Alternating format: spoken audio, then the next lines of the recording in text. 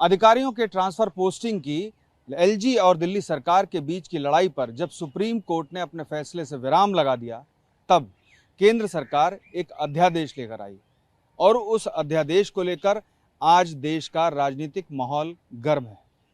इस कानूनी विवाद में राजनीति के पेज भी शामिल हैं, लेकिन अध्यादेश की क्या हकीकत है, उस पर बातचीत करने के लिए हमारे साथ कॉन्स्टिट्यूशनल एक्सपर्ट और अधिवक्ता ज्ञानंद सिंह जी साथ में हैं। सर, मेरा सबसे पहला सवाल ये है कि किस तरह से व्याख्या की गई है एक तरह से शक्तियों के बंटवारे की ऑर्डिनेंस में? देखिए, जो अभी ऑर्डिनेंस आया है उसमें एक अथॉरिटी बना दी गई है जिसमें कि जिसके चीफ मिनिस्टर होंगे, चीफ सेक्रेटरी होगा दिल्ली का और प्रिंसिपल सेक्रेटरी होम। इन तीनों की अथॉरिटी जो है ये मिलकर, ये परमानेंट अथॉरिटी रहेगी जो मिलकर ट्रांसफ़र, पोस्टिंग, विजिलेंस जो ब्यूरोक्रेट्स के हैं दिल्ली में वो डिसाइड करेंगे। जब सुप्रीम कोर्ट ने एक फैसला दे दिया था और ये कहा था कि जब दिल्ली में चुनी हुई सरकार है तो ऐसी स्थिति में वो किस तरह से काम करेगी अगर अधिकारी उसकी बात नहीं मानेंगे, तब अचानक कुछ ही दिनों बाद केंद्र सरकार की ओर से एक अध्यादेश लाया जाता है। इस अध्यादेश के मायने क्या हैं? क्या जो डेमोक्रेटिक रिफॉर्म की बात या सुधार की बात सुप्रीम कोर्ट के फैसले में की जा रही थी, कहीं ना कहीं वो प्रभावित होता है? देखिए, हमारा एक पार्लियामेंट्री सिस्टम ऑफ गवर्नमेंट है और पार्लियामेंट को और केंद्र सरकार को अपने क्षेत्र में कानून बनाने का अधिकार है। और अभी आप देखेंगे जो सुप्रीम कोर्ट का जजमेंट है वो कुछ कानूनी बिंदुओं को जो कि पार्लियामेंट ने खुद बनाया था या संविधान में जो है उनको ही इंटरप्रेट करके ये फैसला आया है। और ये हमेशा से रहा है कि अगर कई बार जब पार्लियामेंट को लगता है कि हमने जो हमारी जो मंशा थी इस कानून में नहीं झलकता है तो कानून को चेंज कर सकते हैं। सुप्रीम कोर्ट के जजमेंट को ओवररूल नहीं कर सकते, बट जिस कानून की व्याख्या या इंटरप्रिटेशन जो उसमें वर्ड्स जिस तरह से डिफाइन किए गए, जिसका व्याख्या सुप्रीम कोर्ट करके एक निष्कर्ष या निर्णय या फैसले पे पहुंचा है, उस कानून पे पूर्ण अधिकार पार्लियामेंट का होता है। देखिए, हमारा जो पहला कॉन्स्टिट्यूशनल अमेंडमेंट है जो और कोई नहीं, doctor BR Ambedkar law minister थे, उन्होंने ही मूव किया था पार्लियामेंट में। वो चंपक्कम दोराईराजन केस आया था सुप्रीम कोर्ट में और भी कई अमेंडमेंट्स हुए थे, बट एक मैं अमेंडमेंट के बारे में बता रहा हूँ, फर्स्ट अमेंडमेंट जो 1951 में लाया गया, जिसमें कि चंपक्कम दोराईराजन में रिजर्वेशन जो पिछड़े वर्ग को दिया जा रहा था एजुकेशनल इंस्टीट्यूशन में उसको क्वाश किया था, ये कहते हुए कि संविधान में ऐसा कोई प्रावधान नहीं है जी। तो फिर फर्स्ट अमेंडमेंट द्वारा आर्टिकल 15 में क्लॉज 4 इंट्रोड्यूस करके ऐसा प्रावधान डाला गया। आप इसको ऐसे ढंग से देखिए तो सुप्रीम कोर्ट के जजमेंट को ओवररूल किया गया। यानी कि जो पहला अमेंडमेंट था उसमें यह स्पष्ट कर दिया गया कि सुप्रीम कोर्ट अगर किसी मामले की समीक्षा करता है और कोई नई व्यवस्था देता है तो संसद उस पर जाकर के कानून बना सकती है और उस चीज को पलट सकती है। नहीं, सुप्रीम कोर्ट के जजमेंट को नहीं पलट सकती। सुप्रीम कोर्ट का जजमेंट जो है उस समय के लिए सही था जब वो कानून था। अब कानून को ही बदल देते, जिस आधार पे जजमेंट पास होता है उसको आप चेंज कर सकते हैं। सुप्रीम कोर्ट का जजमेंट फाइनल होता है, उसको ओवररूल करने का अधिकार पार्लियामेंट को भी नहीं है, बट जिस आधार पे जिस कानून का इंटरप्रिटेशन किया गया है उस कानून को चेंज करने का अधिकार सुप्रीम कोर्ट के पास होता है और ऐसा पार्लियामेंट के पास होता है और ऐसा ही हुआ है, कई बार ऐसा हुआ है। यानी कि प्रत्यक्ष तौर पर सुप्रीम कोर्ट के फैसले को नहीं पलटते हैं, लेकिन अप्रत्यक्ष तौर पर सुप्रीम कोर्ट के फैसले को जस का तस रखते हैं और एक नया कानून लाते हैं जो सीधे तौर पर उसके दायरे से बाहर होता है। नहीं, वो सुप्रीम कोर्ट का जजमेंट जिस दिन आता है उस दिन के लिए और उस समय के लिए जब वो कानून नहीं था या कानून का लैंग्वेज अलग था या कानून के प्रावधान अलग थे, उस समय के लिए वो अंत तक इवन आफ्टर अमेंडमेंट गवर्नमेंट के इंटरवेंशन के बाद भी वो वैलिड रहता है और वो चेंज नहीं होता। सुप्रीम कोर्ट का जजमेंट को ओवररूल नहीं कर सकते। एक नया कदम और केंद्र सरकार की ओर से आज रखा गया है। केंद्र सरकार ने सुप्रीम कोर्ट के जो फैसला था 5 जजों की पीठ का, जिसमें दिल्ली सरकार को अधिकारियों के ट्रांसफर पोस्टिंग की शक्ति दी गई थी, उस फैसले पर पुनर्विचार की एक याचिका सुप्रीम कोर्ट में केंद्र सरकार की ओर से दाखिल की गई है। अब उस याचिका के क्या मायने रह जाते हैं, जबकि एक तरह से देखा जाए तो सुप्रीम कोर्ट का जो 5 जजों का फैसला था, उसका जो निहितार्थ था वो ही इस ऑर्डिनेंस के साथ खत्म हो जाता है।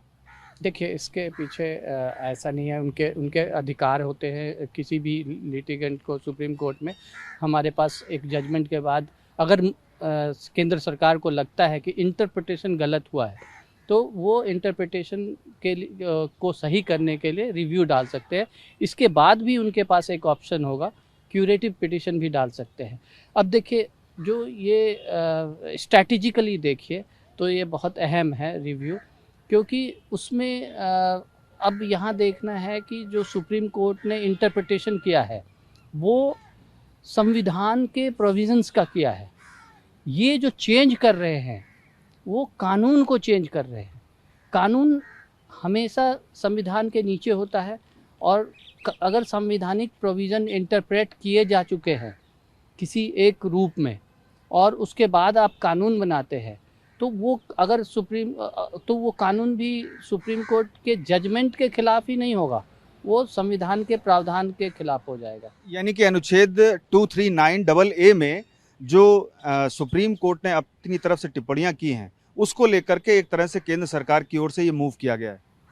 एकदम सही, क्योंकि अब ये देखिए, सुप्रीम कोर्ट का जो फैसला है वो संवैधानिक प्रोविज़न को इंटरप्रेट किया है, और सुप्रीम कोर्ट के फैसले को ओवरराइड नहीं होगा। ये अगर जजमेंट में अगर इन्होंने ऑर्डिनेंस में कुछ ऐसी बातें लिखी हैं या ऐसा अमेंडमेंट लाया है, ऐसे अमेंडमेंट लाने की कोशिश की है जो कि सुप्रीम कोर्ट के कहे इंटरप्रेटेड जो प्रोविज़न है संविधान का, उसके खिलाफ है, तो ये ऑर्डिनेंस खुद ब खुद इन कन्फ्लिक्ट विद कॉन्स्टिट्यूशन होगा, और क्वाश होने इसी ग्राउंड पे इसको चैलेंज किया जाएगा कि ये संविधान, न कि ये सुप्रीम कोर्ट के जजमेंट के खिलाफ है, ये संविधान के खिलाफ ही है, क्योंकि संविधान ऑलरेडी इंटरप्रेट हो चुका है और उस इंटरप्रिटेशन का पूरा सार इस जजमेंट में है।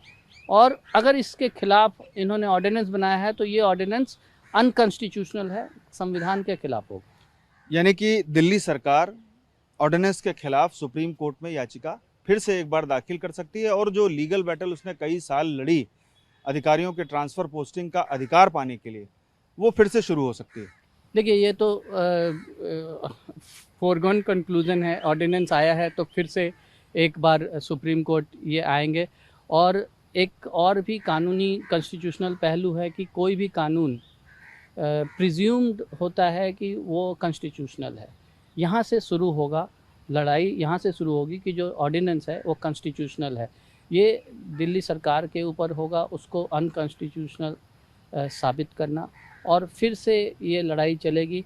और अंततः आप ये देखिए, अल्टीमेटली ये जो दिल्ली सरकार को स्टेटहुड या जो भी स्पेशल दर्जा ऑफ यूनियन टेरिटरी का मिला है, वो भी पार्लियामेंट ने ही दिया था, तो पार्लियामेंट ने ही विड्रॉ करने की कोशिश की है। बट यहाँ पे कैच ये है कि संविधान में कोई छेड़छाड़ नहीं की गई है, उसमें कोई अमेंडमेंट का मूव नहीं है आज के डेट पे। मैं एक अंतिम सवाल आपसे करना चाहूँगा कि अब इस मामले में जो आगे की तस्वीर है वो क्या होगी, और क्या सुप्रीम कोर्ट इस मामले में जो ऑर्डिनेंस है, चूँकि उसकी मियाद ऑर्डिनेंस की 6 माह तक की ही होती है, और इस दौरान सरकार को जब सेशन चलता है तो फिर विधेयक लाना होता है और फिर उसको कानून का रूप देना होता है, तो क्या ऑर्डिनेंस पर सुप्रीम कोर्ट स्टे लगा सकता है, या पहले कभी ऐसा हुआ है? देखिए, ये इस पे प्रेसिडेंट्स पे नहीं जाते।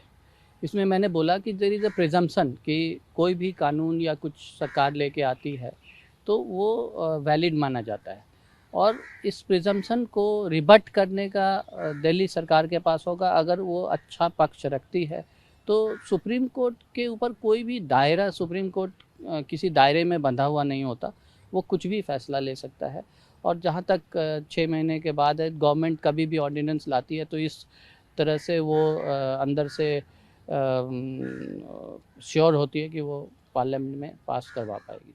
हमसे बात करने के लिए बहुत बहुत शुक्रिया। तो आप सुन रहे थे कॉन्स्टिट्यूशनल एक्सपर्ट और सुप्रीम कोर्ट के एडवोकेट ज्ञानंद सिंह जी को, जिन्होंने साफ तौर पर हमें बताया कि अब अगला मूव दिल्ली सरकार का सुप्रीम कोर्ट हो सकता है और सुप्रीम कोर्ट किसी दायरे में बंधा हुआ नहीं है और वो ऑर्डिनेंस की भी न्यायिक समीक्षा कर सकता है। पीयूष पांडे, TV9।